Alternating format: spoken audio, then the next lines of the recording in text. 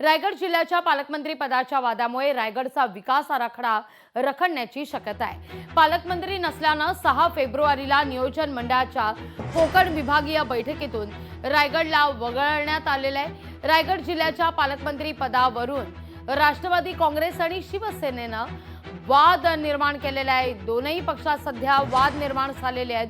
असं असताना शिवसेनेने विरोध केल्यामुळे अदिती तटकरेंच्या पालकमंत्री पदाला स्थगिती देण्यात आली आहे। अजूनही जिल्ह्याचा पालकमंत्री ठरलेला नाहीये, त्यामुळे रायगडचा विकास रखडतोय की काय अशी दबक्या स्वरात चर्चा रंगतीये।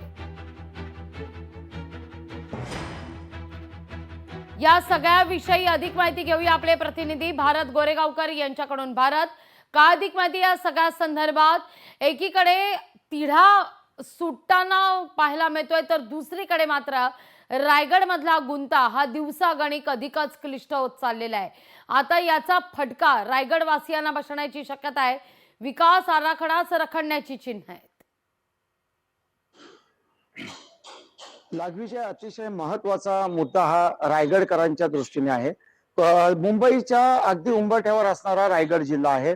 समुद्र किनारपट्टी असणारा हा निसर्ग संपन्न असा रायगड जिल्हा आहे। मात्र या रायगड जिल्ह्याला आपण पाहिलं, मंत्रिमंडळाची स्थापना झाली, मंत्रिमंडळामध्ये खाते वाटप झालं। मात्र रायगडचं पालकमंत्री पद जे दिलं गेलं होतं राष्ट्रवादी काँग्रेस पक्षाला, त्याला देखील स्थगिती आली। कारण अंतर्गत राजकीय वाद, शिवसेना विरुद्ध राष्ट्रवादी काँग्रेस पार्टी, हा वाद रायगड जिल्ह्यामध्ये राजकीय दृष्ट्या इतका टोकाला गेलेला आहे की राष्ट्रवादी काँग्रेस पक्ष ठाम आहे की रायगड जिल्ह्याचं पालकमंत्री पद हे राष्ट्रवादी काँग्रेस पक्षाला पाहिजे। तर दुसरीकडे शिवसेना ठाम आहे, कारण शिवसेनेचे 3 आमदार आहेत आणि त्यामुळे मंत्रिमंडळामध्ये भरत गोगावले यांचा समावेश झाल्यानंतर भरत गोगावले हेच आम्हाला रायगडचे पालकमंत्री पाहिजेत, असा शिवसेनेच्या आमदारांची मागणी आहे। आणि या वादामध्ये अदिती तटकरे यांना जे पालकमंत्री पद दिलं गेलं होतं, त्या पालकमंत्री पदाला तुर्तास स्थगिती देण्यात आली। तिथपासून आतापर्यंत रायगड जिल्ह्याचा अतिरिक्त भार देखील कोणत्या मंत्र्यांकडे पालकमंत्री पदाचं दिलं गेलं नाही। त्यामुळे रायगड जिल्ह्याच्या नियोजनाची जी बैठक असते, त्याचे प्रमुख पालकमंत्री असतात, डीपीडीसी ज्याला म्हटलं जातं, ज्यामध्ये जिल्ह्याच्या नियोजनाचा आराखडा निश्चित केला जातो, ही बैठक देखील रायगड जिल्ह्याची झालेली नाही, कारण पालकमंत्री पदच नाही आहे। आणि सर्वात धक्कादायक बाब म्हणजे राज्य सरकारच्या वतीने एक आर्थिक नियोजन आराखडा कोकणाचा बनवला जातो। त्या कोकण परिक्षेत्राची आज बैठक संपन्न होते।